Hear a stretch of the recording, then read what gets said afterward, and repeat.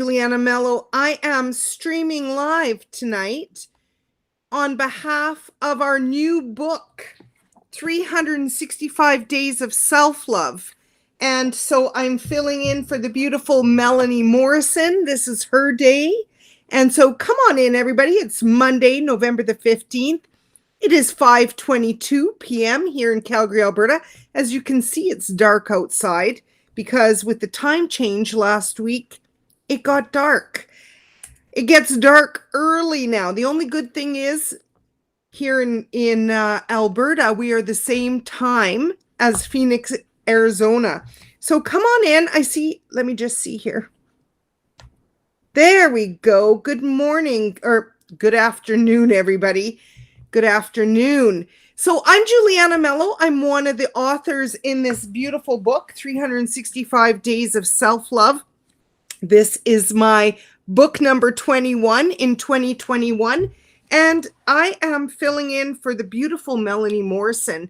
As we move into 2022, we all are nurturing our beautiful group, 365 Days of Self-Love group, which is a free group. If you've bought the book or whether you haven't bought the book, we're willing to teach you about self-love.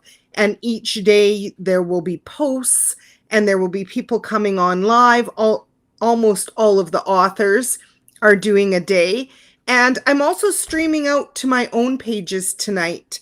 So I thought I would share, self-love. What is self-love? I had to learn it the hard way. And so those that know me know this story, but this is for those that don't know me. So I live here in Calgary, Alberta, Canada, and I was born and raised in Fernie, BC. And then in 1982, when I graduated, I moved to Calgary, Alberta, and I went to SAIT. I took health information management. A few years later, I met my husband. We got married in 1987. 11 years later, I had my son. And then 10 years ago, I was diagnosed with stage 3 peritoneal cancer. And that precipitated a journey, a great journey of learning to love myself. And it hasn't always been easy, but it is worth it. And so when Kim Richardson, our beautiful compiler, our publisher, decided to write this book and invited me, I said, of course, I would, I would absolutely love to be in this book. 3 years ago on November the 11th, I wrote my own book, Love Yourself to Health. This was one of the copies of it when I first got it. And I've absolutely had to incorporate loving myself. And it's a process. It's not a one and done.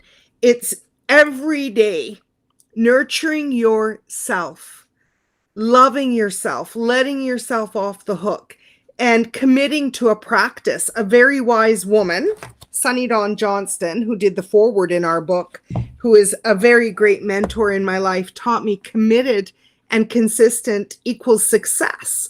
And if you want success in anything, you need to be committed. You need to create a practice. And so with that, I'd love to share Melanie's piece. It's 4 steps to tough self-love.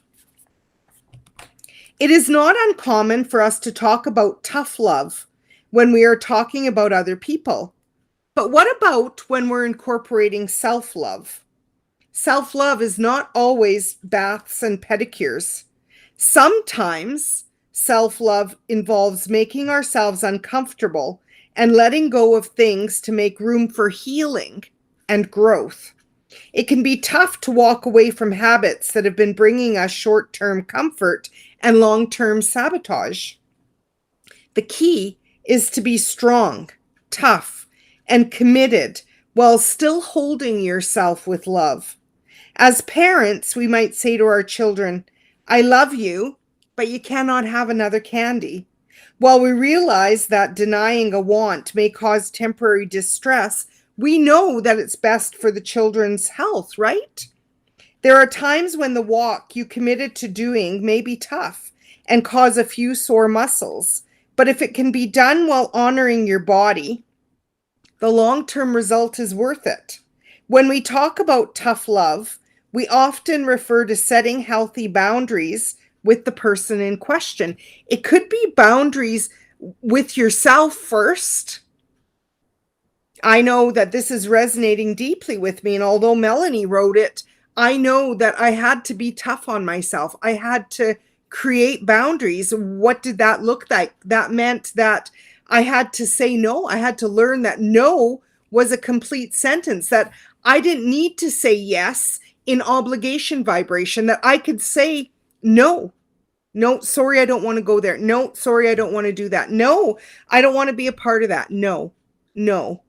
And for me, that was very difficult. And now it has become very easy. So when we talk about tough love, we often refer to setting healthy boundaries. And this is how you can do it. Number one, take a moment today to write down what commitments to yourself you would like to honor. Now, we're November the 15th. If this feels tough for you, maybe as I talk, you can set an intention for your 2022, that you're going to do your best to incorporate self-love into your 2022. If you're already on the page, welcome. I'm so grateful and I'm so happy. Hi, Patty, that you're here. If you're on my pages, maybe you want to hop on to 365 Days of Self-Love page and hop into the group as well. It's free. Just request in and one of us will let you in and grow with us, learn with us, heal with us. It's worth it. We're a beautiful garden to grow in. Number two, identify triggers that cause you to break those commitments. So as I'm sharing that with you, I'm thinking, like, I do my best now. I don't drink. I don't smoke cigarettes. I don't smoke drugs. Well, I have the occasional glass of Prosecco or wine. And when I get upset now, there's very, very rarely where I stuff my emotions anymore. Whereas before, I used to do that. Did you ever catch yourself, in the pantry eating a bag of chips or maybe a row of cookies because someone has made you angry or hurt you or your inner child is upset? Those are triggers. So maybe you intend that in 2022, you're going to write down your triggers.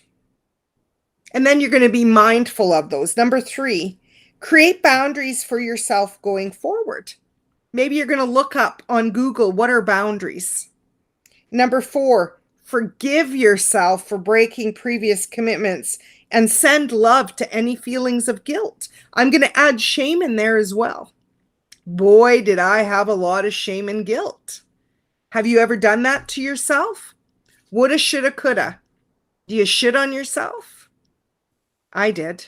Maybe we intend to stop that. We'll support your journey. And number five, recommit yourself to letting go of unhealthy habits and setting boundaries to encourage and enforce healthy habits with love. Now, this is what I want to say with so much gratitude to Melanie and our book, 365 Days of Self-Love. As I said, this is a process. It's a committed and consistent equals the success that you desire in terms of self-love. I threw away resolutions in 2015. How many of us, maybe you're great with resolutions. I wasn't. In January, I would be all gung-ho. I would say I'm going to lose weight or whatever the case might be. And then by January, 10th, you're feeling deprived. You're feeling, maybe you're having withdrawals to the sugar that we ate during the holidays, or maybe you intend that you're going to quit smoking or quit drinking, and you say, to heck with it. So I've thrown resolutions away. And instead, I do words of the year. Words of the year was something that I incorporated in 2015. My very first word of the year was grace. Grace. By the grace of God, I am healing. By the grace of God, I know I am loved. The grace of God, and don't get hung up on that term. I am a God girl, so I'm going to share God, but you may call him universe, source, creator. That divine grace is flowing to all of us, and we're beloved.